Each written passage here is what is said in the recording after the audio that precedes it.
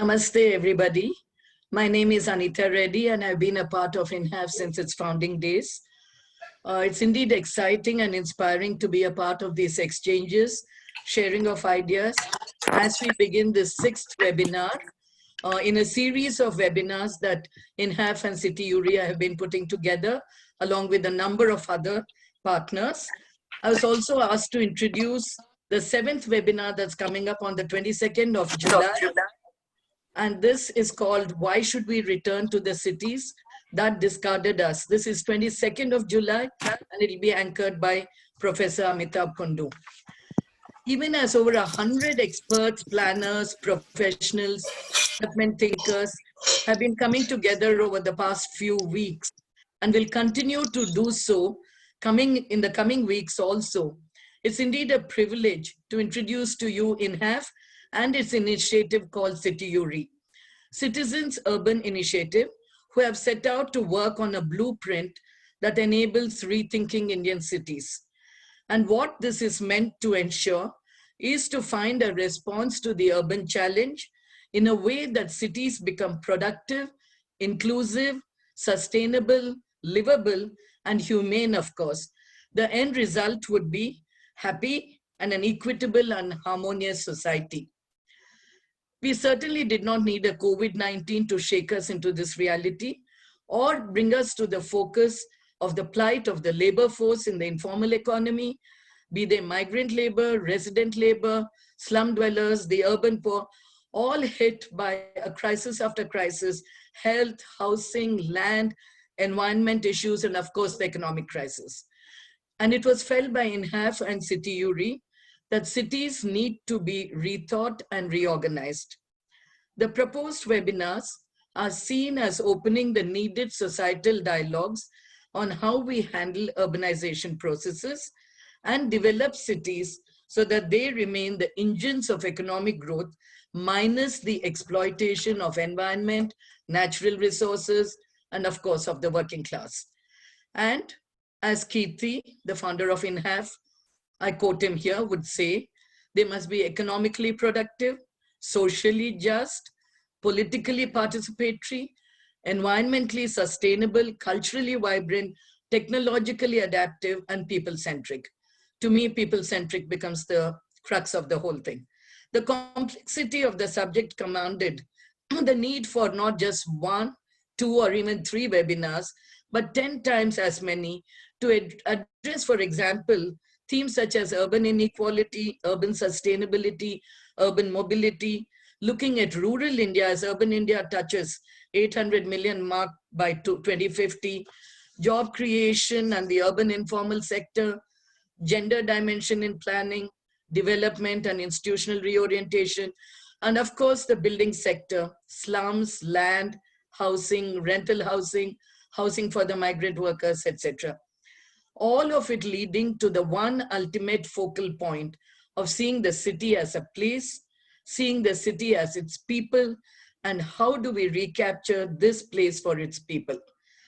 These webinars are meant to feed into City Uri and help in getting to know more individuals and organizations, engage all for their skills, expertise, experiences, interests, and more importantly, presenting it all on a public platform as a national effort by the broadly defined civil society. The webinar material will be used for sectorial project activities, I understand, and City Uri is the public cause with a wider societal ownership. Today, we have come together to dialogue on multiple channels for producing urban housing, the opportunities and the challenges ahead. We as a nation cannot underperform, as it would be a setback to the aspirations of the millions for a better quality of life. The government alone cannot be expected to do this on its own.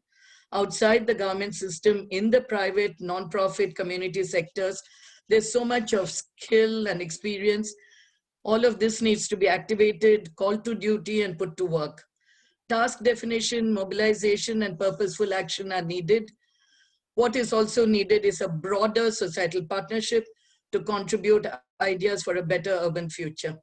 City Uri is a step in that direction, and this webinar series is a way of not only presenting it on a national platform, but also identifying the skills and the talent this effort needs. We have with us today a panel of fabulous speakers. I'm very privileged to be here to introduce INHAF and City URI with this panel of speakers. And they will be introduced by our moderator, Mr. Manikandan. And before I hand over to him, I'd like to end with the words of Gandhiji, who said, "A small body of determined spirits, fired by an unquenchable faith in their mission, can alter the course of history." Thank you, and over to you, Mr. Manikandan. Thank you. Thank you, Anita ji. Thanks for the wonderful introduction and this whole welcome on behalf of INHAF and City URI. And thank you for setting the context because the larger purpose of this session, we need to understand that it is part of a series. So on behalf of IHF, Indian Housing Federation, we thank INHAF for giving us this opportunity to anchor this session. On behalf of INHAF and IHF, I take this opportunity to welcome the panelists. So just to set the context of what we are going to talk about, and more importantly, what we are not going to talk about, we need to understand that this is a session within the series of sessions, and we have consciously carved out a space for what we are going to discuss today. So, and as a result, we may probably not touch upon a few items which are either covered in the earlier sessions, especially on issues on migrations and the challenges of the people who are migrants in nature, or certain topics which will get covered in the later sessions, especially on land and tenure rights, issues around underdeveloped and undeveloped areas like slums in particular, or non-ownership based housing with specific focus on rentals and other alternate models. And what we are going to talk about today will revolve around urban housing and the supply side, predominantly on the urban housing side. Now, what we classify as urban is pretty much what the government's definition of urban is. And when we are looking at that definition, we have even under, say, Pradhan Mantri Awas Yojana, we have about 4,400 urban local bodies, which are part of the mission, urban mission, right? Like, and then over and above that, we have the Pradhan Mantri Awas Yojana Gramin side. So on the urban side itself, we are talking about 4,400. Like if we are putting Bombay and Delhi as 1 and 2, and the other metros as top 10, and then the capital cities as, say, top 50 overall, and like large cities, which is like top 100 cities, we have like different categories of cities. So we have high dense, highly metropolitan, like high population, high density cities, which pretty much comprise the top 10, top 50, top 100. And then we have like cities starting from 101 to like 4,400, which are like predominantly rural in character, but also demonstrate urban characteristics. So we come with this perspective that it is not one size fits all, and it needs to be a combination of solutions, which needs to be city specific, which needs to be context specific, and all solutions need to coexist, and which is what we are trying to show in this slide as well. Like it has pretty much quite all the options. Of course, we are not going to again dwell deep into the night shelters part of what you are seeing in this slide. So we don't have to elaborate much more on why it is not one size fits all, because even the Pradhan Mantri Awas Yojana urban number seems to indicate towards what we are trying to say. Like there is like out of the 1.05 crore houses sanctioned already, like more than 60 lakhs is on beneficiary led construction, which is self-built incremental housing. Like about 30 lakhs is on affordable housing in partnership, which is predominantly state-led greenfield housing with some PPP projects also part of the mix.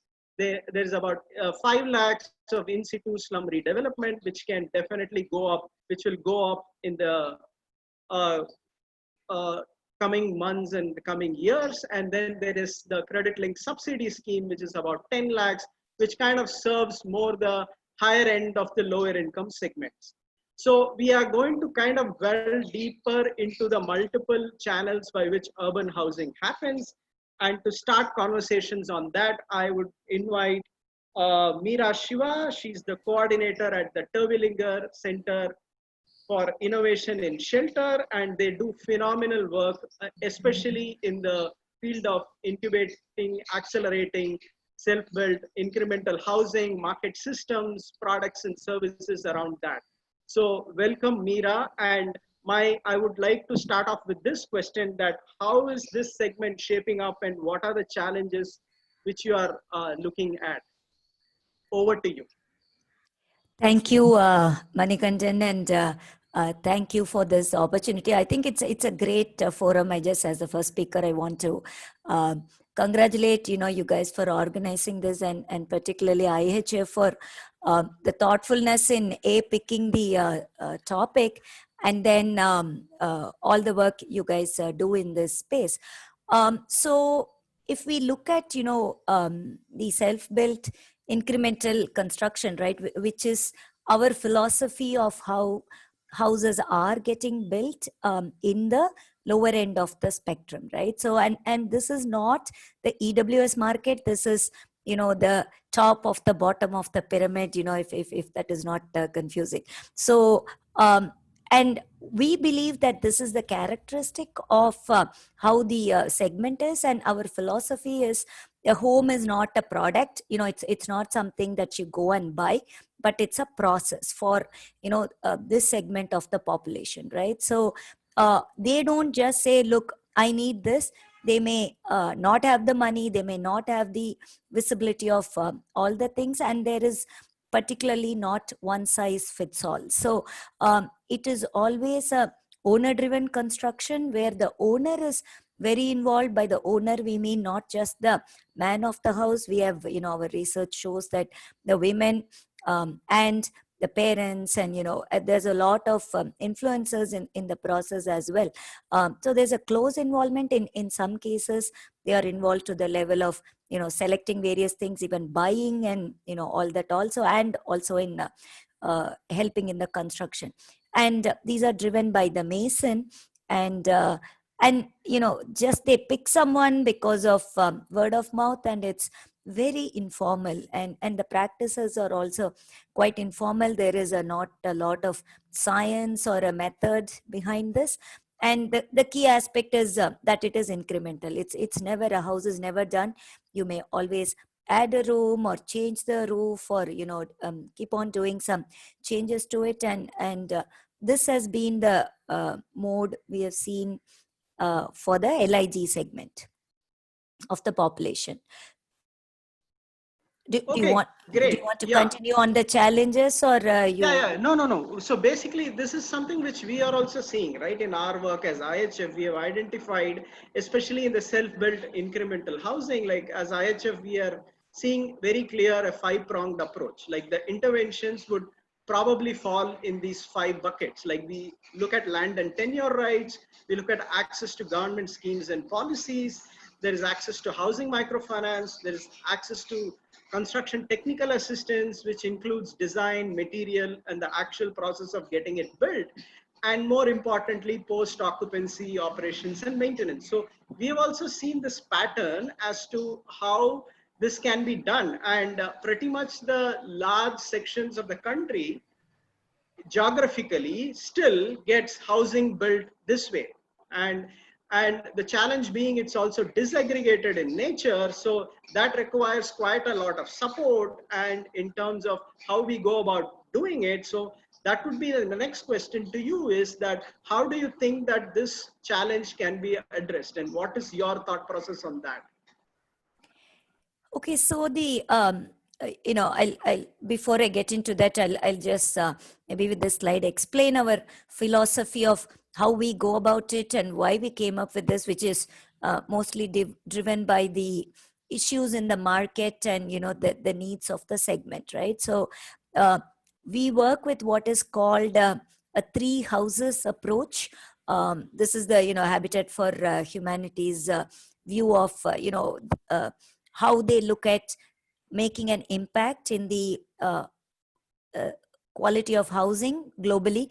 This is across multiple countries, working over many years. So the first one, the first house is you try to offer the homes that are built, and that is more for the EWS sort of population, where they may not ever be able to build a home and have the resources and whatnot to do it. The second one is the area where the Terwilliger Center for Innovation in Shelter and the various market-based approaches are being used. And this is where we work with the more LIH segments, where yes, they could pay, but not a whole lot. They have some income which may or may not be regular. And then maybe there are some market-based approaches. By market-based, these could be like working with I don't know, a cement maker or a steel maker, or various seller of products and services to this segment, and have them come up with, look, these are the specific issues for this segment. How do you make sure that the product reaches these markets? It's available in sizes that are affordable. It's like this sachet for the shampoo sort of thing, right? That large sizes, high cost don't work. And how do you repackage it? How do you create awareness among people that, hey, there is good waterproofing solutions and stuff available? So a bunch of these to make something that already exists in the market to go, be made available to these people, so that they benefit from it.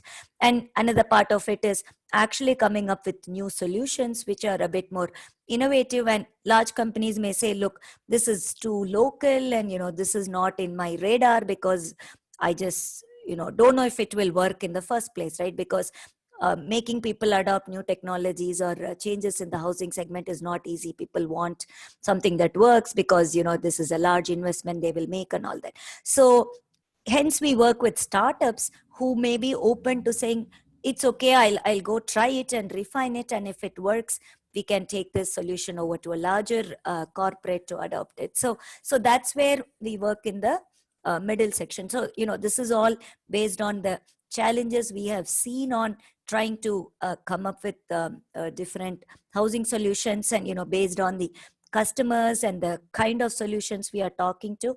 These are some of the approaches. And the third one is trying to make a more policy kind of impact, which is more all encompassing. So, and if you look at how many people you could impact with the first house, it's very limited. How many homes will you be actually able to build? The second one is a lot more, because you could make these products available through the market forces.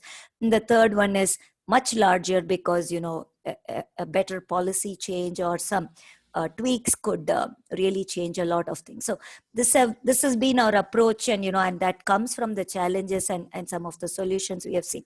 So if we look at the challenges, and I'll try to combine that with our interventions and the solutions, right? So how do we try to overcome them?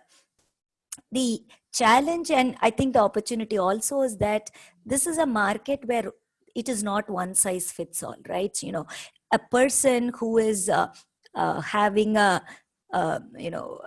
livestock or something may need a particular design of the house, and someone else who's having a different livelihood, has a shop or whatever, may need a different design. So we are not, it's really work from home, right? For these people, and the house has to meet the needs. So you just need a lot more options that is available to these people, be it in terms of designs, be it in terms of solutions in various price ranges. Because if you look at roofing as the example, it's either the asbestos, which is no more, and then these poor quality ones which start to leak. Though you make an investment every year, you have to keep doing it, and people postpone it, and live with poor quality of house, which leads to other issues. Or they say, look, my aspiration is to have an RCC roof, which is very expensive, and then there is not a whole lot of choices in between. It's not there is nothing, but not a lot, and there is a lot less awareness about it. So our intervention in the roofing space is trying to make a lot more options available with roofing materials, so that you are able to lay out to them and say, these are the pros and cons of this, right? Back to your point of technical assistance, being made available. What are the trade-offs in these? And like waterproofing is one example of people just not being aware and have distribution channels on, I could just fix this by or increase the life of my roof by having more a better waterproofing solution. And added to that is the skilled labor, which is often not. How do you apply it the right way? When do you apply it, right? So people may have the product, they may spend money, but just it does not yield the result because that's not done right. And the idea is to increase the livability factor so that you're not living with a leaky roof, something that was not done right because of poor skill set, or worse yet, right, when they make the estimate, the guy will say, oh, I will get it all done in 50,000 rupees, right? And because he has no clue what anything costs, right? He's not trained in giving budgets or estimates or anything. And then 50,000 would have been spent and we may be just like 3/4 of the way or something. And then people are just stuck because they don't have any more money, right? I mean, so just they live with this poor quality of whatever it is because they say, oh, this is all I could do, so I'll just throw a bad roof or throw a sheet or something and then move on. So we just train them in all these things to as a part of skilling to make the whole solution better for the end user who's not at all able to make the right judgments here. And the last aspect, of course, in anything is access to finance, right? So I may have all of this, but if I don't have money, I don't have that 50,000 rupees, there's no way I'm putting up this roof. So we work with some microfinance companies who focus particularly on, I will give a microfinance loan. These are not housing microfinance companies. These are regular microfinance companies who may say, I can give a loan for a roof. And, those are some of the solutions. Also, we are working in the market to provide some financial solutions as well. Great point, Meera, that yes, so this whole affordability aspect comes and plays a key role, especially I think in the current context when we have a huge national housing for all mission, which is actually a subsidy mission in the sense that it provides a subsidy, it's not ending up in a free house. So there is a need for gap financing, and this whole how this affordability gap is met is an important challenge. I will just pause here and use this opportunity to welcome the participants who have joined us on Zoom and Facebook as we near the 200 mark on Zoom plus all the people on Facebook. My request to you is that you can leave your comments on chat, but you should leave your questions to the panelists on the Q&A section. And I will also request the panelists to kind of keep responding to the questions as it keeps coming and which is applicable to you. So on this point, which you stopped, right, which is basically this access to finance, I would like to bring in our next speaker, which is Mr. Vineet Chatri. He's the managing director of Swatantra Micro Housing Finance. And they are doing phenomenal work, especially in the low income informal segment. So welcome, Vineet, to our session. So I will start off with a question to you that how do you address this segment? Like see, Meera stopped at microfinance, and we know that there is formal housing finance for middle income group and high income group, which is what the banks and the larger housing finance large institutions are targeting. But then is there like a huge missing middle? Like how do you approach this? Yeah, thank you, Mani, and thank you first of all to INHAF and your colleagues to bring out a very important aspect, and we are debating and discussing on this. In fact, I'll take up from where Meera left, and in fact, that's a very important point that she talked about in terms of creating quality houses. Now, let me take you back for a second in terms of the way finance or any financial services per se look at from its own products, right? There are three key elements, or rather, I would say that there are just two key elements in financial services. One is availability or assessment of risk, right? For anybody to lend to anyone, The basic parameter is what is the risk parameter that we are actually forcing in that particular product. And second is the entire cost of loan delivery and the collection of repayments, right? These are the basic two parameters for any financial services. Now, when I look at, as Veera rightly said, from a point of view of microfinance, right? Microfinance is primarily based upon the tenets that it is essentially an unsecured loan of a smaller size provided for a smaller duration, and the collections are done in a very short durations, whether it's a monthly, weekly, or sometimes fortnightly. Now, I can say that because I run probably a bigger microfinance company myself, along with running a micro housing company as well. Now, what happens therefore is that because when you are actually providing an unsecured loan and the size of loan is lower, these loans come at a very high cost, right? And therefore what happens is because the size of these loans are smaller, therefore the utilization of these loans are also in a very incremental manner. Now, for affordable housing companies, now let me come to the next spectrum. This is microfinance, which is completely unsecured loan, a small size, which probably will be just able to make one roof or probably 3 walls or probably something like that. But when we come to a micro housing loan or a micro mortgage, if you were to allow me to put another definition on the table, then that is where you are providing not just the access to capital, but a quality of capital. Now, when I say quality of capital, which actually means we are actually creating it. When I say quality of capital, what does it mean? Quality of capital is a function of cost and tenor. Let me actually again put this question to everyone, that what is affordability? Affordability is not the size of loan you take. Affordability is the repayment capability of yours when you take a loan. I can give you a 1 lakh loan at 22% for 2 years, and I can give you a 5 lakh loan for 10 years at 14%. Probably the output, your fixed obligation is the most important element of it, right? So housing finance, especially the housing finance industry, is actually trying to make not just the access to capital, but also making it quality.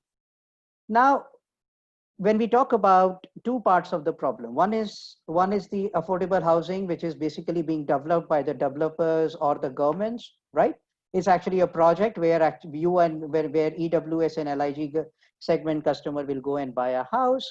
Whereas there is another segment which we call as beneficiary-led construction, which Veera was talking about, where a person owns land but wants to create a house, right? Now, in fact, a very important point. So we actually cater to both the markets. We are actually, now, when somebody says, what are you doing? I say, you know what, I'm not selling housing loan. I'm actually providing loan for your housing needs. There is a difference, by the way. A lot of people sell housing loan. Affordable housing companies have to have a mindset that they provide the loans for the housing needs, keeping the customer at the center of the problem, right? Now, when a customer is actually making a house, rather than actually he making an incremental house, we go understand the security, understand the affordability, and provide him a loan by which he can in one go create a decent house for himself rather than creating it incrementally.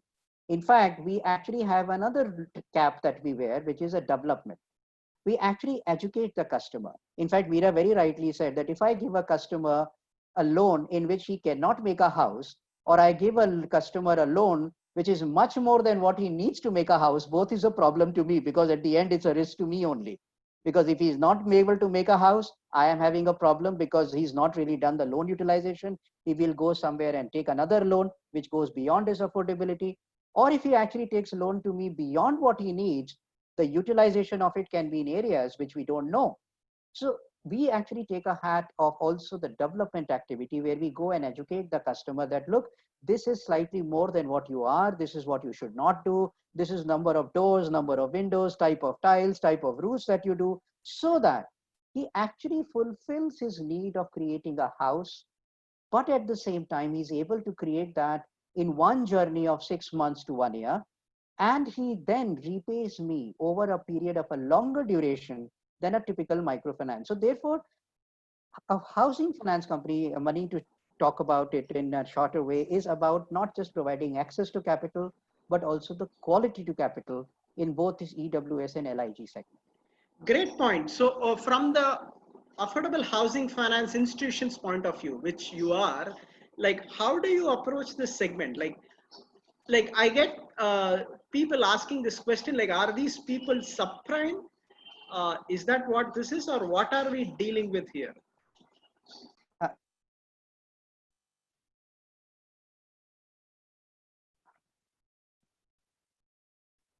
Mani, can you repeat the question? Actually, Yeah. I So, lost you in between. sorry. Yeah, I was basically asking that, like, how does an affordable housing finance institution deal with this customer? Like, are we talking about subprime, or we are talking about something else? Because you seem to be indicating about something beyond. Yeah. So I think first thing is, actually, let's not talk about subprime. These are certainly not subprime. In fact, I sometimes joke and tell my guys who work for me, including myself, that I am employed with a company, right? The day the company closes, I have no skill whatsoever to live my livelihood, right? I can't become a security guard, and I can't create a carpet. I can't become a carpenter or a painter. So who is more worthless, me or the customers who actually I cater to the housing loan? And actually, they don't have an answer to that. Neither do I. In fact, we believe that if you look at these customers, especially the EWS customers, economic weaker section or LIG customers, they have three very key elements. One, in each household, there is more than one earning member.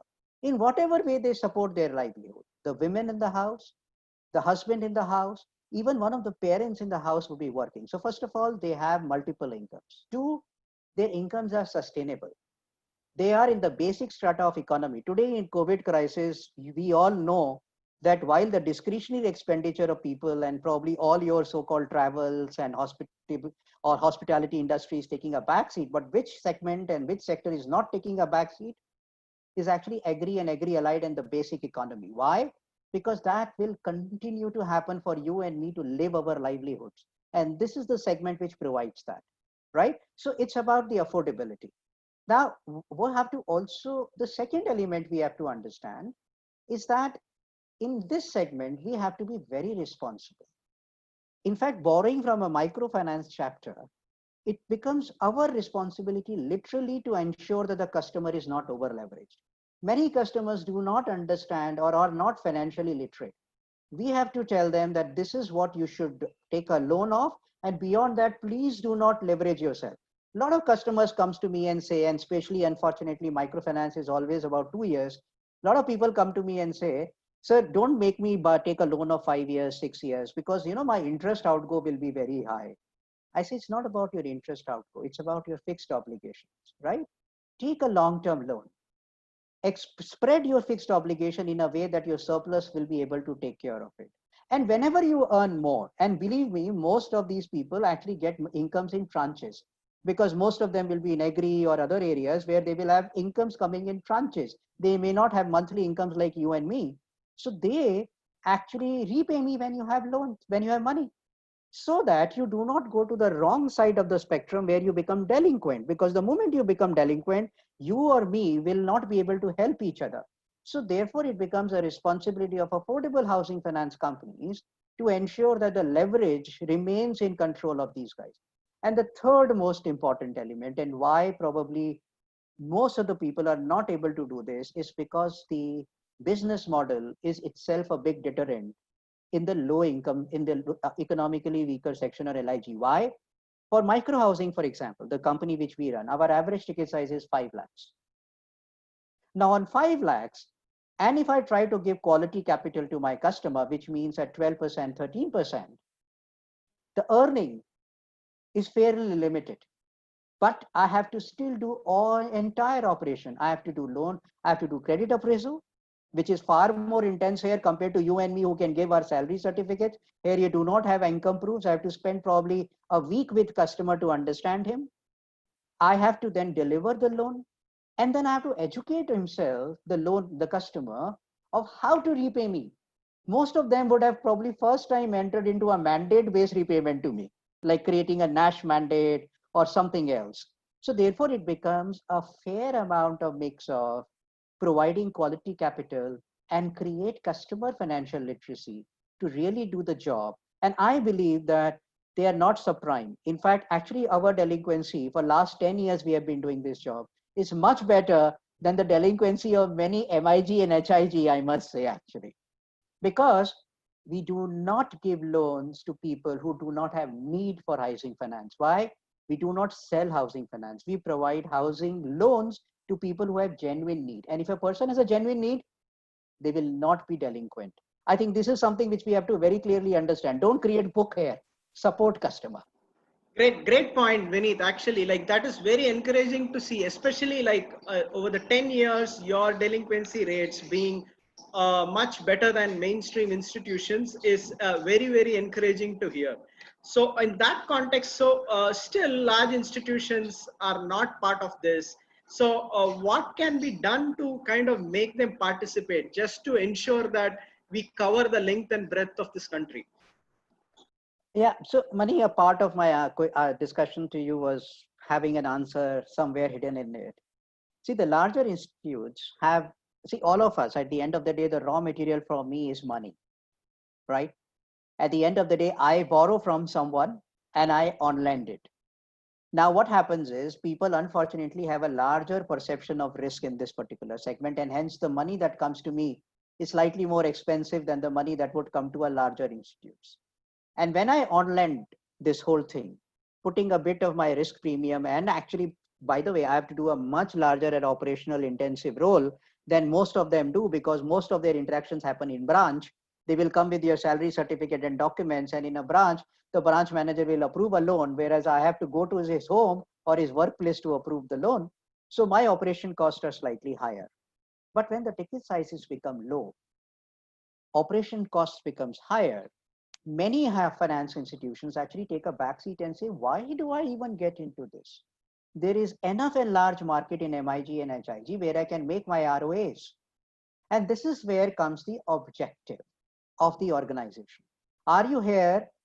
What are you here to help? Are you, in fact, for micro housing, the simple objective is we are here to take care of EWS and LIG. We don't call ourselves affordable housing company. We call ourselves as catering to EWS and LIG segment primarily. Is this the objective of the companies? That's first. Second is the risk versus return is something which many companies do not understand. Either they take it completely to microfinance spectrum where they lend at 22%, or they take it completely to the larger spectrum of MIG, HIG where they lend at about 9%, 7, 8 or 9%, whatever be the MCLRs at that point in time. Somewhere the missing middle is not what people are able to understand. And I think one of the most important elements which can be done to solve this problem is the last bullet point here. We have the capability of understanding this customer. We have the passion to reach out and solve the problem. We take also the development hat. What we do not have is resources. Now there is a very interesting concept of co-origination.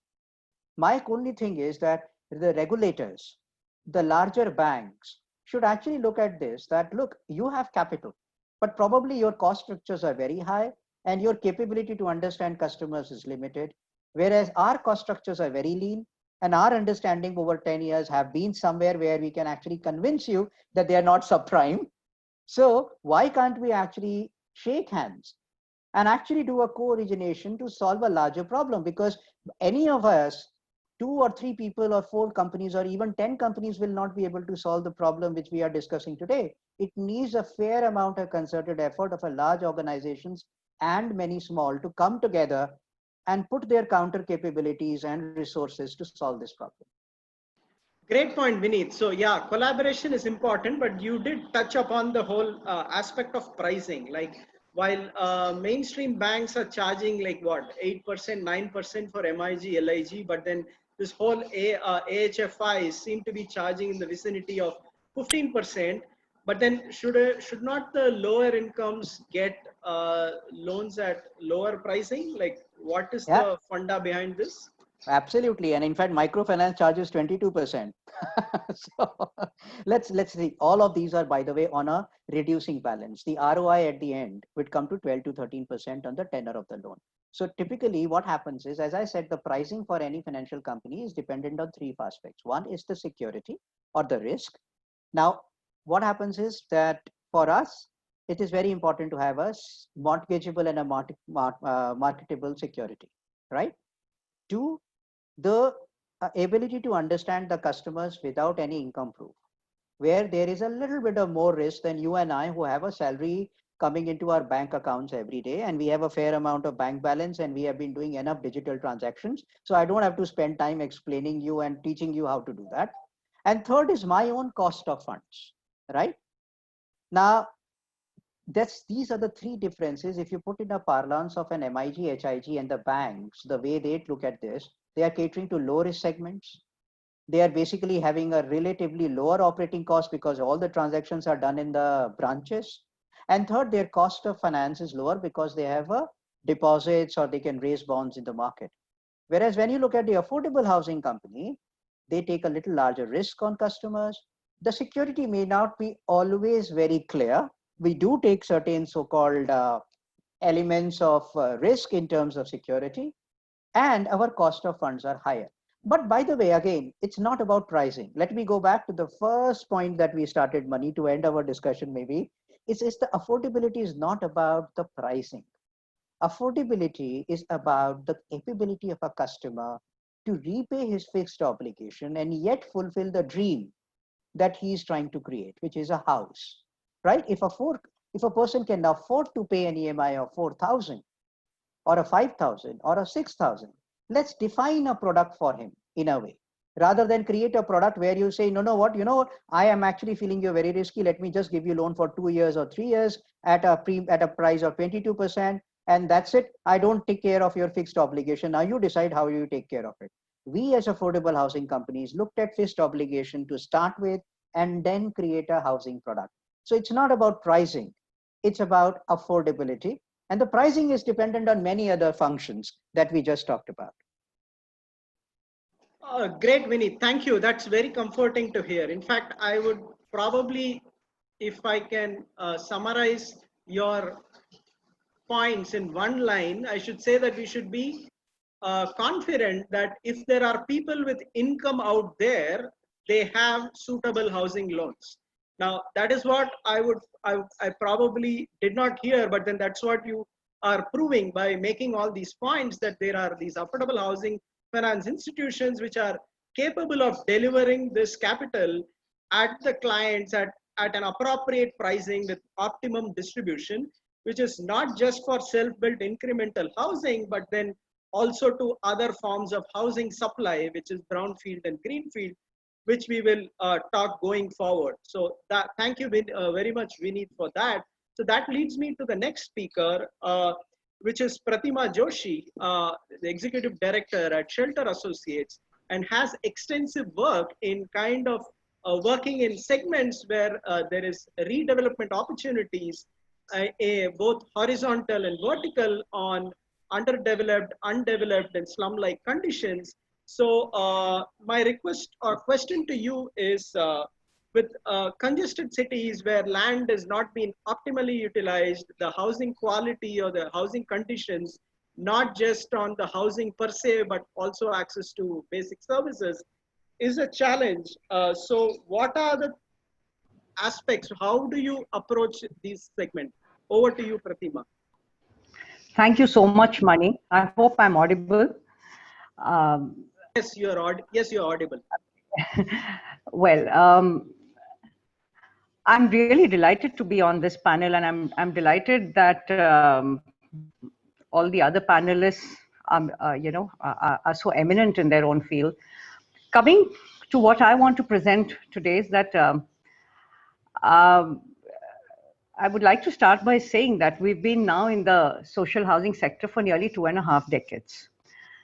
And what we've been saying for the last 2.5 decades is really what is panning out with this COVID pandemic.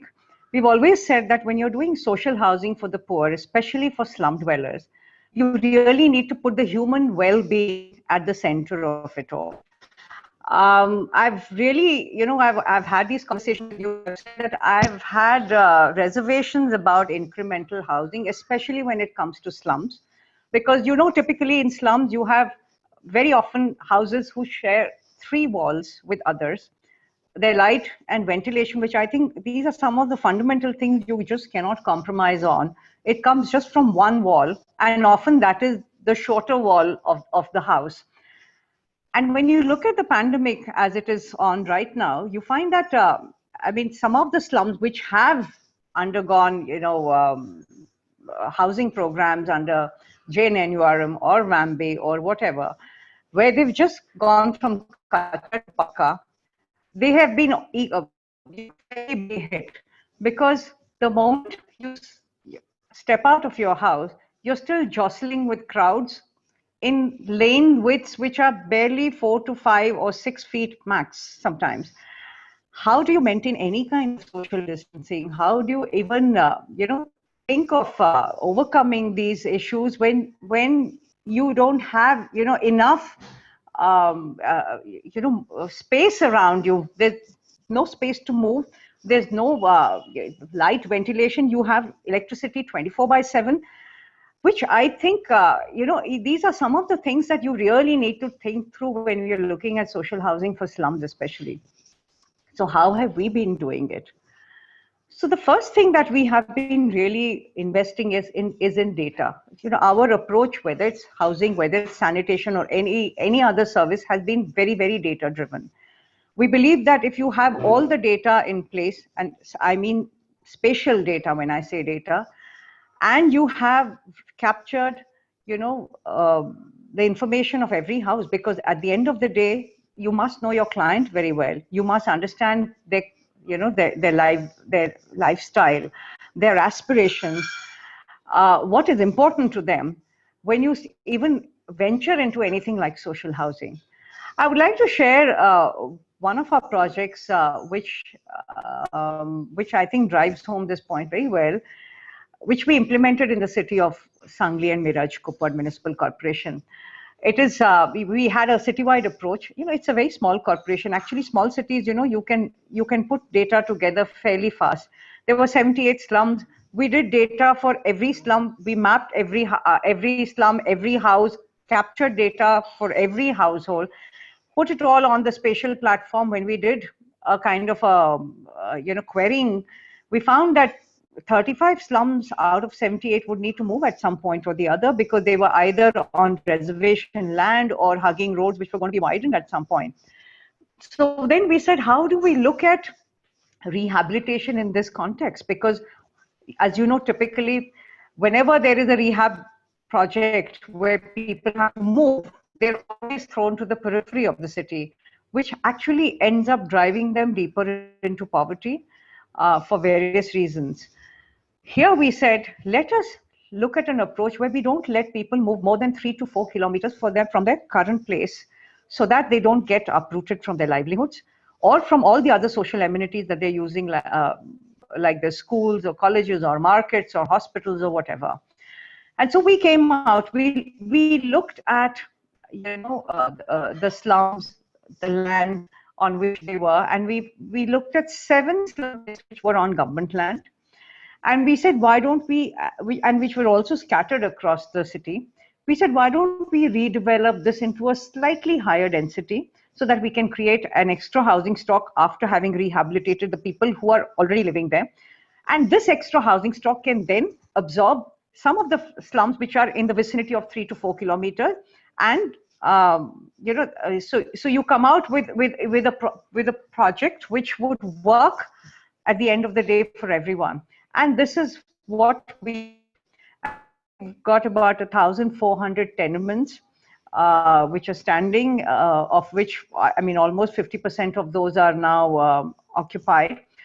And it has worked very well for the people because they have been involved in this entire approach right from day one. So when we got this data, we put it out on the table. We had the urban local body, and by that I mean both the administration and the councillors, all of them being involved in it. We had community leaders participating. It was a very, very robust kind of an approach. We did the entire design process with them. So the housing was designed with them.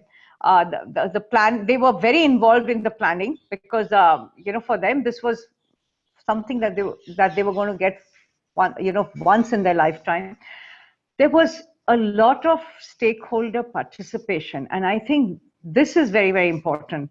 So when we did the houses, we also made sure that the houses were designed in such a way that there was more of usable spaces, lesser corridor spaces or unusable spaces, circulation spaces. All of that was worked out really, really well. We would make sure that the communities actually experienced that.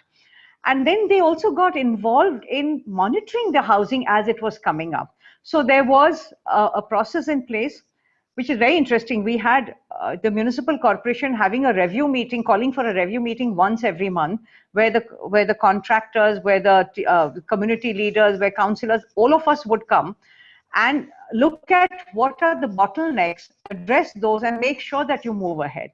So this was a process that we followed, which ended up with people wanting to move into these houses. Often we find that there's a whole housing stock that the municipal corporations create, and then they have to literally push people into it. Here, people were really waiting for the houses to get done so that they could move into those houses and occupy them. So we've had a very, very data-driven, community-centric, and a multi-stakeholder partnership approach when it comes to social housing. Great. And I also know that you have a project in pipeline in Kolhapur, and that's an interesting project. So would you like to throw some light on what your thought process is and what you are planning there? Absolutely. In Kolhapur, we have also been working for the last 5 years, and we've been working on the sanitation program there under the Swachh Bharat Abhiyan. We have again mapped every slum. We've got the data put out, and if you see this map, which is on your screen, you'll find that all the slums are there, and the slum which we've taken up for rehabilitation under the Prime Minister's Awas Yojana is called Bondre Nagar. Now, Bondre Nagar is a very small slum. It has 80 families currently residing in it, and in 2015 we actually did a whole sanitation program where from 4%. It went up to almost 90% families having their own household toilet. There was a whole, I would say, level of trust that came about as a result of this project. So when the municipal corporation decided to go in for a couple of pilots where they chose Bondre Nagar as one of the slums that they wanted to redevelop and rehabilitate under the affordable housing component, we were a little surprised because if you look at Bondre Nagar, it is right at the edge of the city. The plot rate, according to the Ready Reckoner, is one of the lowest. If you look at, around it, what's happening, there's not much.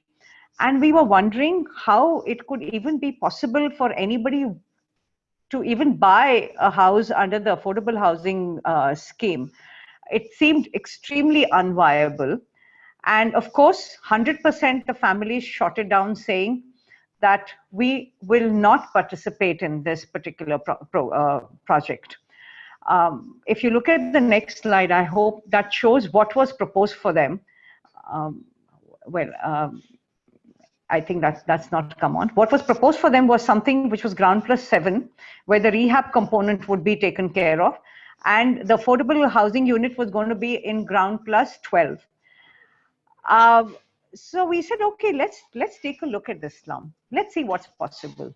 At one point, there was even a talk that, okay, if people are refusing to go into multi-story, then let's see if we can give them a patta and let them do incremental housing. We sort of put them under beneficiary-led construction and see if that works. So we said, first, let the land record department do the measurements of precisely how much land is available, because this is government land. So the land record department actually did the measurement. Can we go back to the earlier slide, please?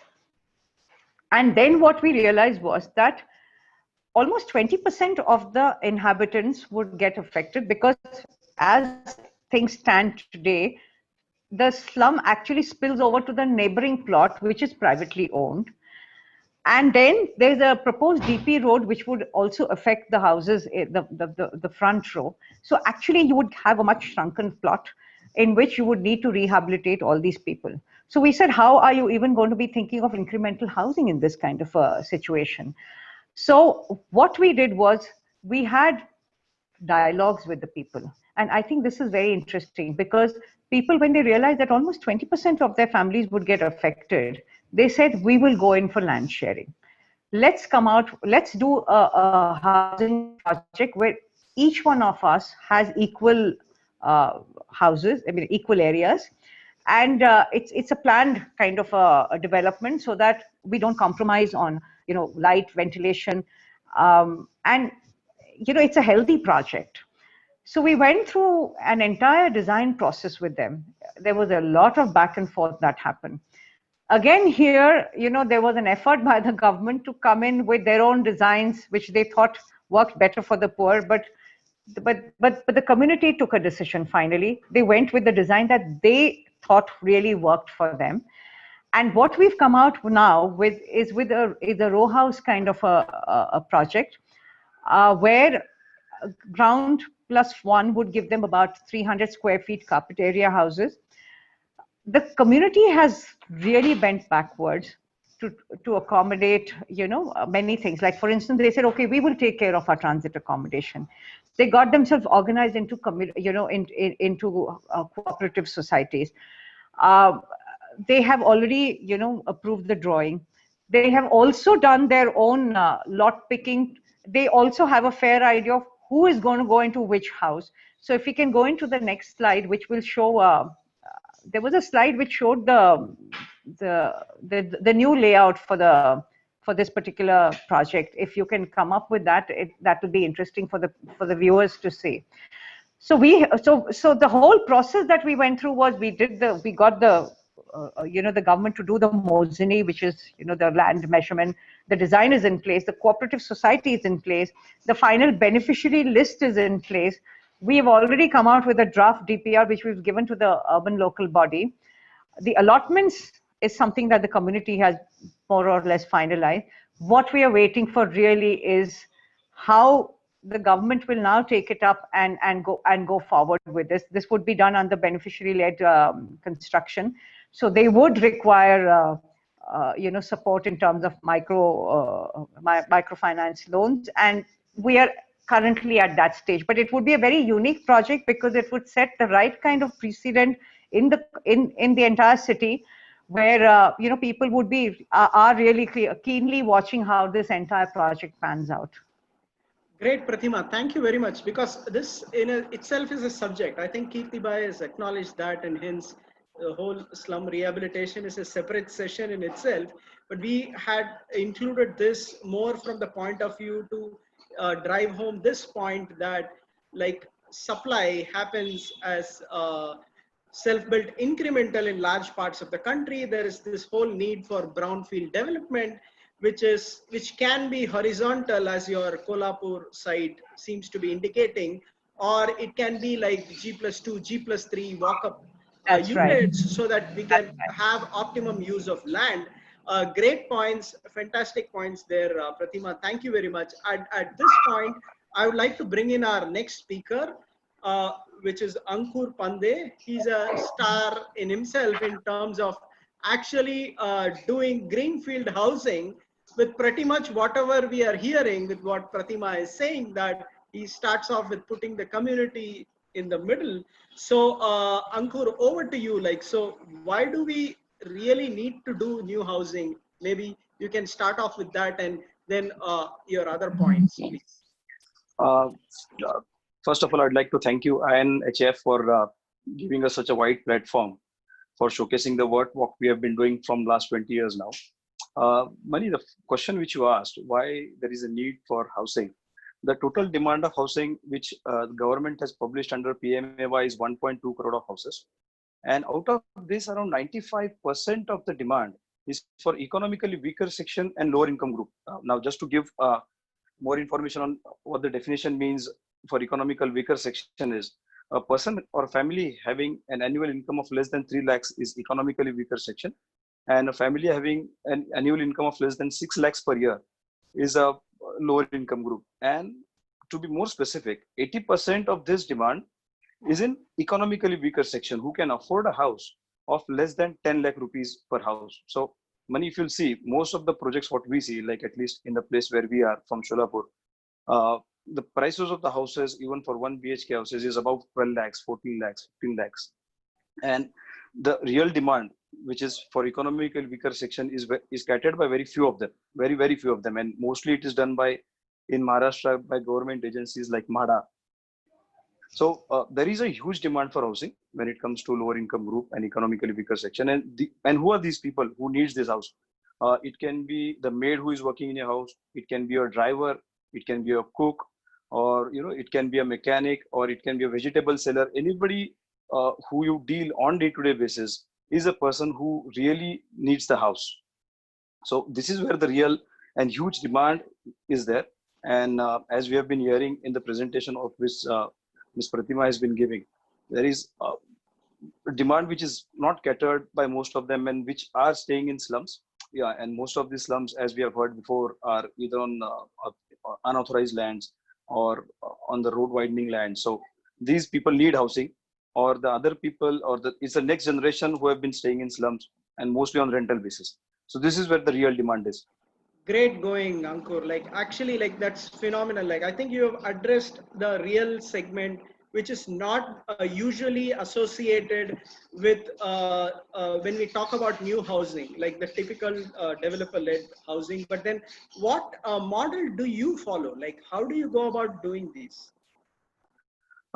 See, Benny, I mean, most of the times you must have been hearing the term of public-private partnerships when it comes to implementing the vision of the government. Okay, it can be roads or ports, where the private developer and the government comes together and does the project.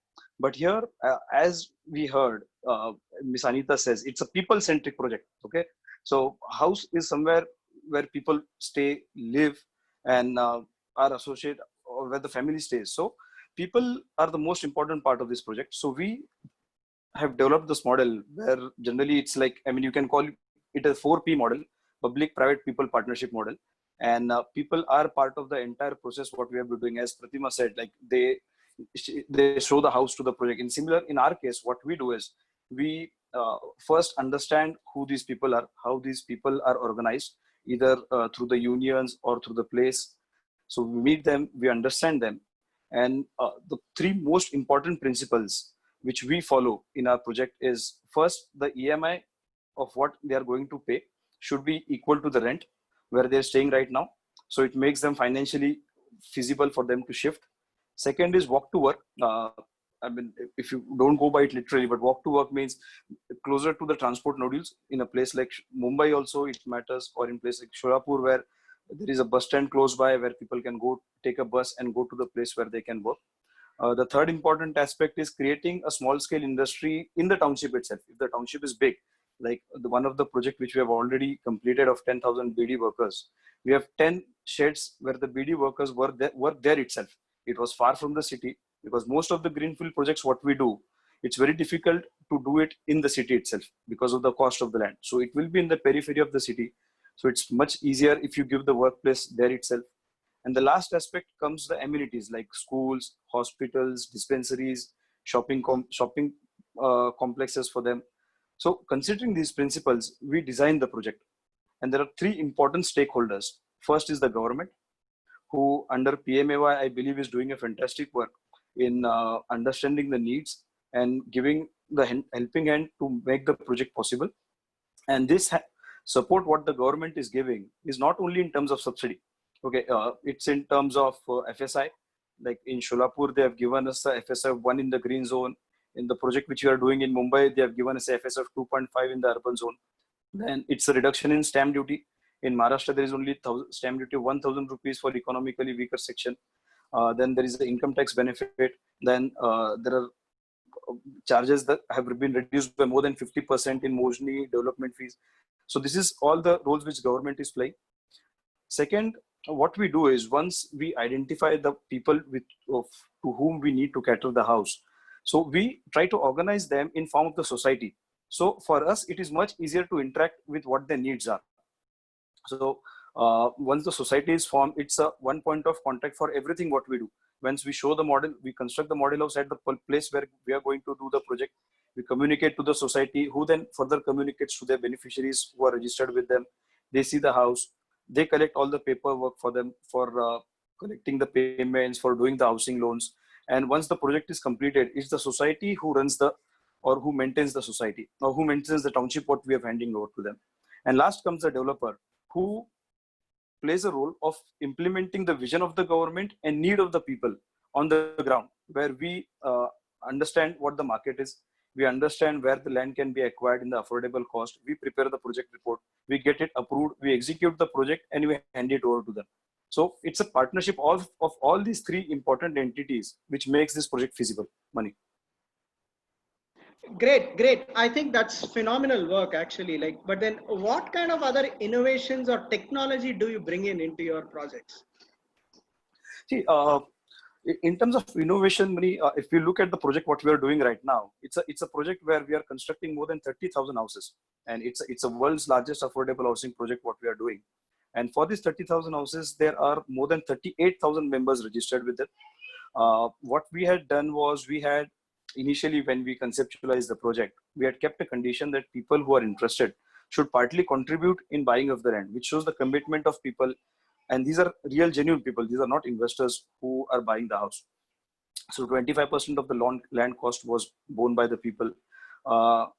One thing what is very important in our projects is we give the ownership to the woman of the house compulsorily. Then when it comes to the costing of the house, as I said earlier, we try to match the EMI to the rent. So if you look at the project in Sholapur, the cost of house is 5 lakhs. The beneficiary contribution after the subsidy of 2.5 lakhs is only 2.5 lakh rupees. And in this 2.5 lakh rupees, which the beneficiaries are supposed to pay, 50 to 75,000 is the self contribution, and balance is the housing loan. So EMI of this loan, which is about 2 lakhs to 1 lakh, about 2 lakh rupees per house to 1.75 lakh rupees per house, is somewhere in the range of 1,500 to 2,500 rupees per house, which is almost equal to the rent which they are currently paying right now. So, how do we make sure that we are able to deliver in this cost? If it's a volume, then it makes us feasible for us to deliver in this volume, at this cost. So when discussing about the technology, Mani, first we come to the design of the house. The design of the house, we try to keep it very modular. So it's easier for us to repeat the house, or to deliver the house in a faster way, to construct the house in a faster way. To understanding the lifestyle of these people, we make the house as only G+2. So there is no lift. There is very bare minimum maintenance cost to these people. And plus we try to reduce the construction cost by designing the house in which the walls are common, where we can share most of the elements of the construction. So cost of the house reduces. And when it comes to actual execution on the ground, we try to do most of the backward integration in the construction. Like in our projects in Sholapur and Mumbai both, we have our own quarries where we produce our own sand and metal. We have our own RMC plants where we manufacture our own concrete. We have set up on the site where we manufacture the door frames. We have set up where we manufacture the grills by ourselves. Windows, we just buy the sections and manufacture the aluminum windows on our own site. So this helps us to control the cost and reduce the wastage. And this all, we do it in a particular place in the site where every part of the material, raw material which we buy, is utilized. There is 0% wastage what we try to achieve on the site. And technology wise, from all the technologies which we have studied, aluminum shuttering or aluminum formwork is the most preferred technology or most suitable technology when it comes to low cost housing. Great. And it's not that you're thinking of doing it, you've already done it. Like you mentioned Garkul already. So tell us more about your Garkul project which you've completed. Garkul project was something which we completed in year 2004. It was the largest project in Asia when it comes to being done on public-private partnership basis for this class of the people. And at that time, the cost of the house was only 60,000 rupees.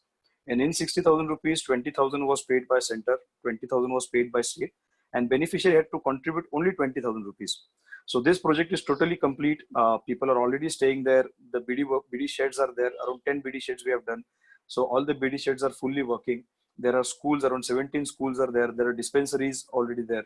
There are shopping complexes what we have constructed. So it's a full-fledged thriving township what we have constructed, and it's successfully handed over to the people. Great. Thank you, Ankur. Like, I think this is very, very confidence building in the sense that I think we have covered pretty much all channels of real housing on the ownership basis, in the sense that we have covered self-built incremental housing, we have covered brownfield housing, we have covered greenfield housing for the mass segment. In some sense, we can even refer to this as the real housing. But then at this point, I would like to invite our next speaker, Mr. B. Veera Lakshmanan. He's the head of inclusive business and sustainability at Covestro India. And my question to you, sir, is that how does your organization look at sustainability in general? Like, how should one look at it in this complicated structure, or is it like really complicated? Over to you, sir. Thank you very much, Mani, for giving up this particular opportunity. It is great to listen to what's the speaker's views about what's really happening in the housing sector. We as Covestro primarily believe on sustainability, which is our basic pillar when we talk about doing anything in our organization. And under the inclusive business, we are primarily focusing on how do we benefit the people with the kind of technologies that we have got. And I was very happy to listen to some of the speakers talking about the incremental housing, the brownfield, and also the greenfield, which was really enlightening, because with the kind of work which they are doing, they could do it at such a low cost. And to us, sustainability essentially means is people, planets, and profits. And when it comes to housing, we are a little bit, worked out a little bit more further with the inclusions of what we call it as, it's not only a house, it is also a place where they get the maximum satisfaction at the affordable pricing. I do understand the kind of affordability kind of an purview which was given by one of the speakers who was related to finance, which is very correct. But I think it can also be very, very related to the cost of the building, because the economics in our country is not that different when compared to the affordability yardsticks, which has been fixed, as rightly said. EWS means less than 3 lakhs and LIG means less than 6 lakhs. So it does falls in that money. Right. So from that context, sir, as Covestro, what are you developing in terms of products and solutions, especially for the construction sector, and how the elements of sustainability is taken care of there? As Covestro, we are definitely focusing on technologies which are more beneficially not only to the people, but also to the environment in which we are living. As one of the speakers said, there are 1.2 crore, or rather 12 million houses to be built. If all the houses are going to be built with brick and mortar and concrete, you can imagine the kind of green gases that will be putting onto the environment. Yeah. And we are looking at the technologies which are more friendly, not only with respect to environment, but also with respect to people. And as all of us know, it is only 15% of the cost has been spent in building the houses, whereas 85% of the cost is used when we are living in it. So which is very, very prima facie important. Today, if you look at the kind of temperatures in which we are living, it is just not possible, whether it is an affordable housing or low cost housing or whatever the housing that you talk about, it is just not possible to live without some kind of a cooling arrangements, because we are living in a very temperature sensitive areas. Yeah. And what we are talking about is how do we make sure that enough amount of provisions are made to make the houses comfortable for the people to live. And when I look at the technologies which are currently adopted, like brick and mortar, which is nothing but putting the people into a kiln, because the outside temperatures have risen in the last 15-20 years by almost like 5 to 6 degrees. And are we building houses to put the people into some kind of a kiln, or we wanted to provide them a comfortable living atmosphere? And even as rightly said by our president, then president, the person who always wanted the people to dream of ideas, you also needed to have a comfortable kind of an environment to have a good sleep. And that's essentially what Covestro focuses on. So we focuses on technologies which are environmentally friendly. And also to give you one more number, if you look at the pollution that is happening in our country, more than 30% of the pollutions are coming from construction. And it is essentially the particles that are being dispersed because of the sand and the cement, which is causing huge amount of pollution, which is increasing the temperature also. So we are looking at technologies which are definitely modular, And more so, it is also factory manufactured, which makes the pollution becoming very, very less. So you have to look at from every aspect, not just only onto the cost. Yes, cost is important, but there are, Covestro, as Covestro, we focuses on how do we reduce the cost. And I think there is one slide in my presentation where we have put a cost waterfall also in comparison to the conventional technologies. You could see that we can bring down the cost considerably lower than the conventional technology, yet provide a better living situation to the people. And that's exactly we as Covestro drive forward when it comes to sustainability of housings. Over to you, Mani. Great point, sir. Thank you very much. I think this is also very comforting, that in the sense that like we are not only just talking about the quantity of houses that needs to be done, we are not just talking about the affordability of getting these houses done. We are definitely talking about the quality of living, and more importantly, we are also touching upon the sustainability aspects of this. I think this was a great talking to you, in the sense that like we have tried to bring about quite a few aspects within the limited time. I think these are more like curtain raiser. But then the next question to you, sir, will be that are we talking about spending more just to bring in more sustainability? I'll ask this to you, Mr. Veer Lakshman. Yeah, thank you, Mani, once again for this particular question. And that's the reason I think you are having the right slide in front of you. Change in technology which suits the environment doesn't mean that it has to be expensive. Yeah, and that's exactly we have proven by constructing a model house in Rajasthan under Rajasthan Housing Board. So it has shown us very, very clearly sustainability doesn't mean expensive. It can be done very well below the conventional technologies. And I mean, conventionally adopted one, which I am talking about, the brick, mortar, and the concrete, by lowering and by smart designing it. And these houses are a lot more environmentally friendly and people friendly, which is very, very important. And that can be done as the lowest price possible. For example, here we are talking about a saving of close to about a 7 to 15% just on only the square foot cost. And also we are talking about one more important element, that is we offer more area, that is the carpet area, compared to what has been given by the conventional technologies. Yeah, over to you, Mani. Thank you, sir. So we have a flood of questions already coming in, and so I will go with the question which is addressed to Vineet. I think he's already answered it, but then I think this is a very important question for the rest of the audience itself. The question is from Mukta Naik. What she's asking is that how do you achieve a spatial coverage in a high touch point model that you are working in, and is there something specific which you look at when you hire people, especially for this segment, to tackle this segment? Yeah, so Mani, in fact, actually had answered that question, that, the spatial coverage, see, we have to innovate, as I said, in our affordable housing model, right? So first thing is that it's a very high touch space. Absolutely, as Mukta rightly you said, that it's a very high touch model. You have to visit customers at their home. You have to spend time at their work locations, and probably not just one member of the household, but probably 2 or 3 put together actually are coming under as an applicant, co-applicant, or a borrower or a co-borrower.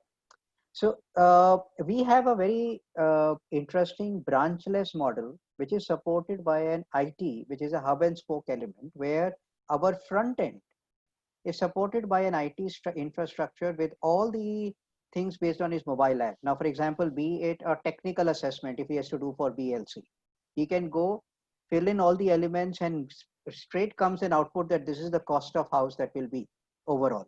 And this is the plus minus deviation that we are seeing from his estimate versus our estimate. And our frontline guy can actually engage with them meaningfully using that technical app. Similarly, our credit assessment has a technical interface. The hub and spoke model is that our decision making is central, but the transmission of information between the center and the frontline is again based on IT platform. So essentially what we have to do is innovate to keep our people on the ground well facilitated with tools and techniques for assessment, have the IT platform to transmit the data centrally for a quick decision making, so that we can actually reduce the turnaround time of a larger spatial touch in the high touch model. What kind of people we take?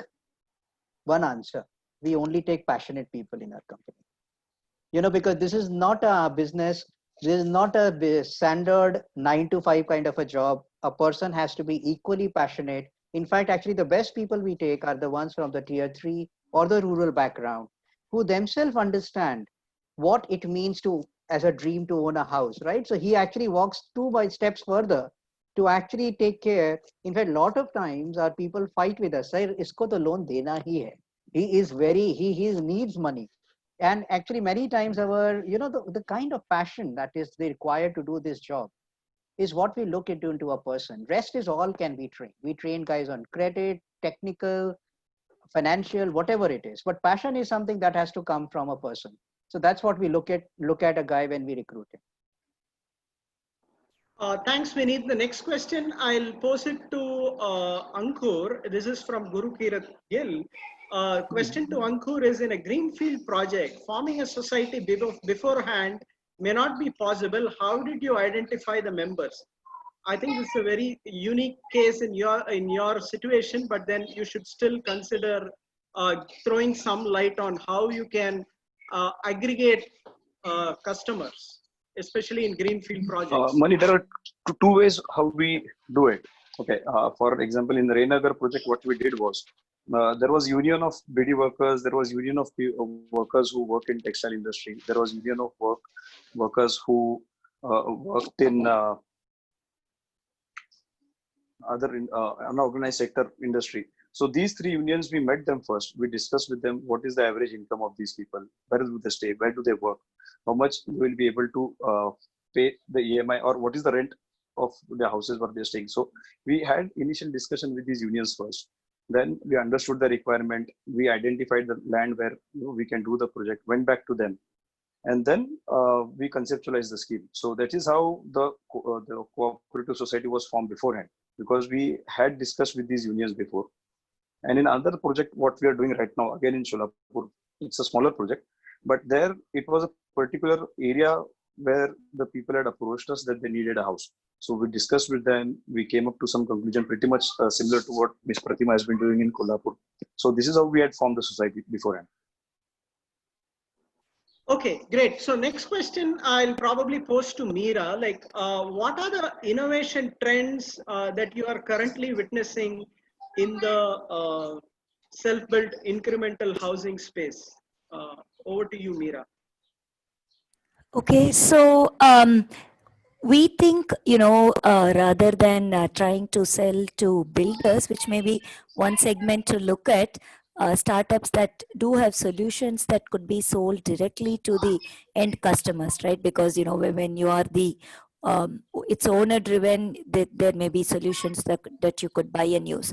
So the ones we think has good promise at this time are not probably so much the very core building materials kind of thing. I have a new brick, or I have a new method, maybe just too tough to sell because people don't want to risk it, right? This is a large investment for them. This is their house, right? This is not an investment or a portfolio they are building with this. So we think something slightly on the periphery, it could even be a roofing or some material that they use outside the house, or to extend the house, which may be seen as a bit temporary until they may replace it. So these are some of the ideas that we are seeing in the market, something that gives a quick solution for people, that does not add a lot to the risk, and maybe a little more in line with the practices and methods that they see locally as well. So great, thanks for that response. The next question is to Pratima, that the cost of services provided by organizations like Shelter Associates needs to be covered. Like how does that work, and like how do you think that cost can also be effectively optimized in delivering the services? Pratima? Yeah, that's a very good question, and I have really no answers for it because all along we've been trying to raise support for our own, support. The support that we've been giving to projects so far has been supported by various foundations who've seen merit in this kind of work that we've been doing with the communities. But ideally, most housing programs do build it in. It just doesn't reach the NGOs. I'll give you an example of the IHSDP project in Sangli. For the people who did the DPR, there was a certain support that came from the government, as to the urban local bodies were supposed to pay a certain percentage of the cost of that project to the people who put the DPR together and which got sanctioned. And the government of India was supposed to reimburse them for that. It was so tough getting that kind of money, though it was built into the project for this kind of support. Of course, the support came for the DPR. It did not come for the support for mobilization, for the design that we did, or anything of that sort. This needs to be built into the project undoubtedly if this has to become sustainable in a very big way. And we just feel that the government should factor that in. It's unfortunately somehow community mobilization, technical support, all this is just not factored into the funding that comes for the urban poor. And this is really a huge gap. Great. So that is an open question, I guess, to the entire participants, that as organizations, we need to constantly figure out ways and means in which we can support the segment and get the housing done without substantially adding to the cost on the buyer or the customer or the beneficiary, like however like we would like to want to see it, or they're called. So the next question is to Mr. Veera Lakshmanan. Like, the government has certain initiatives on certifying new technologies, and you also used that in the past. So can you throw some light on how your experience has been so far, and how the government is welcoming new technologies and innovations in this space?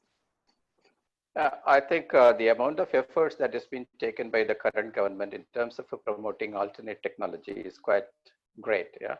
And especially with the BMTPC, the Building Material Technology Promotion Council, who is taking utmost steps to make sure that they are bringing in new technologies which are more environmental friendly and more modular and easy to construct and less in terms of pollution, which I think is the order of the day today. Yeah?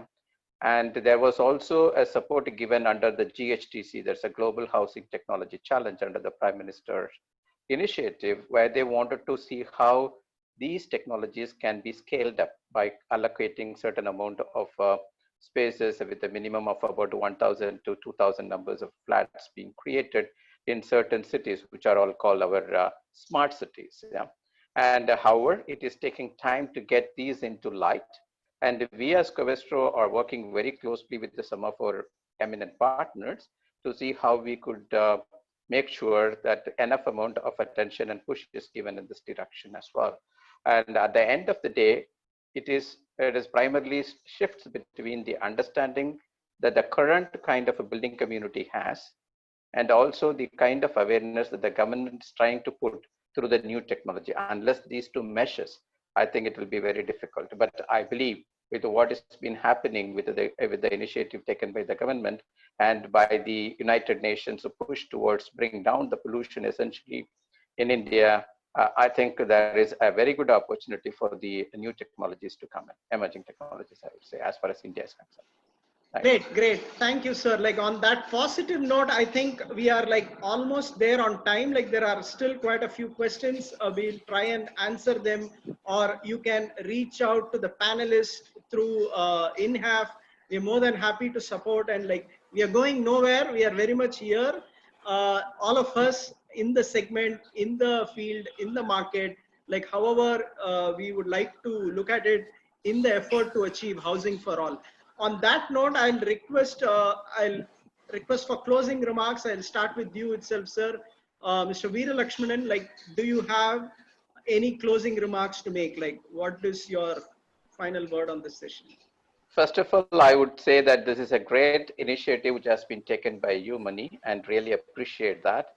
And I'm also very fascinated with the kind of a panelist that we had and who could share their experiences. It is not that we are living in some kind of what do you call in an elusive world. And I could see a lot of projects, especially from Mr. Ankur. It's really fascinating to see such kind of projects, and we need more of them because the gap that we are addressing is quite heavy. What is my sincere request to every panelist is also to look into technologies. Just don't rest yourself with the brick and mortar, because that is not going to take us anywhere. And we have to be more acceptable, more inclusive of the emerging technologies, and more so, especially with respect to finance. I think we require a lot more financial inclusions than what we are seeing currently operating in the market situations. And enough amount of attention should also be given by the government on all these directions. One point which always strikes me, which you also brought in very clearly by Mani, is why the poor has to pay the max. Yeah, it is the poor at the end of the day is the one who is paying maximum interest. It is the poor at the end of the day is taking maximum risk in life. Why it is always spinning around them? And this question, once if it could be answered in a better fashion without having any kind of a bias, I think we are out for a very brighter day. Thank you very much. Thank you, sir. Thank you very much. Meera, would you like to make your closing remarks, please? Yeah, I just want to, pick up on what Mr. Veera Lakshmanan said on the technology front, right? So absolutely, I think, going the old is quite great, and right, we just need to find new age solutions for new age problems, be it the climate crisis or the disaster management with, that has become, is likely to cause a lot of damage and create a loss of money for a lot of poor people who are already poor and, who may be living in areas where disaster could strike. And we need to look at more technologies. And from our side, we are quite excited to see a lot of very innovative solutions from a lot of startups in newer designs, in newer methods and products that are also sustainable, and which we look at sustainability as long-term affordability, right? Because if it's sustainable, your long-term costs go down, and then it makes it affordable over the life of the project. So we are very much gung-ho about the market-based solutions, and particularly on the technology and innovation front. Thanks. Great. Thank you. Vineet, your closing remarks, please. I think I'm in fact actually probably made much more aware based on the brilliant thoughts that have come out from the speakers. And I think only one line I will end it is probably that each of us are actually solving one part of the equation somewhere, actually. Finance is not the end of all, construction is not the end of all, sustainability is not the end of all. At the end, we have to somehow bring all of this together in a bundle and reach out to the customer, right? Now, I would rather say that, the people who are reaching out to the customers in various ways and means are probably the people who are providing financial services like us, or probably providing and reaching out to the customer to deliver the product. Ideally, the housing services, like Ankur, what he's doing, like Mr. Veera Krishnan, what you're doing, if it actually can be brought together and channelized through a proper reach, maybe through the companies like financial services or through some other elements, I think we can actually solve this whole equation together, because at some point in time, the financial services will work its own way to put a risk element. And as you rightly said, at the end, the most riskiest part where the income is most unstable ends up taking the highest interest. But then that cannot be the only way of solving. We have to reduce the price of the product and then actually combine it so that the affordability becomes magnified. So can we all come together to solve this problem is the only last point I would make. And this has been a biggest challenge in terms of how do we bring all these things together rather than working in silos. Okay, great point. Actually, I should probably talk out of script in this place, because you're making a point which I cannot not respond to, right? Like, so which is what IHF as an organization is all about. So we are putting together this platform, which we are calling the Unnati platform, which stands for Universal Access to Housing in India. And the whole idea is to bring all these stakeholders together. And that's what we are attempting to do. And we take inspiration from leading organizations like INHAF, initiatives like Situri to really put together things in place like that.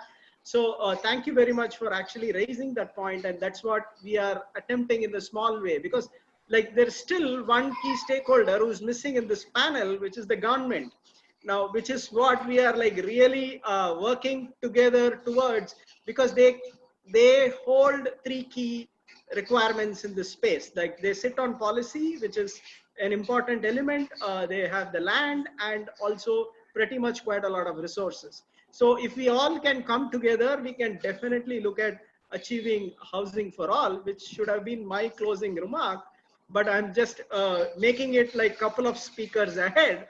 So request Pratima ji to make her closing remark now. Thank you.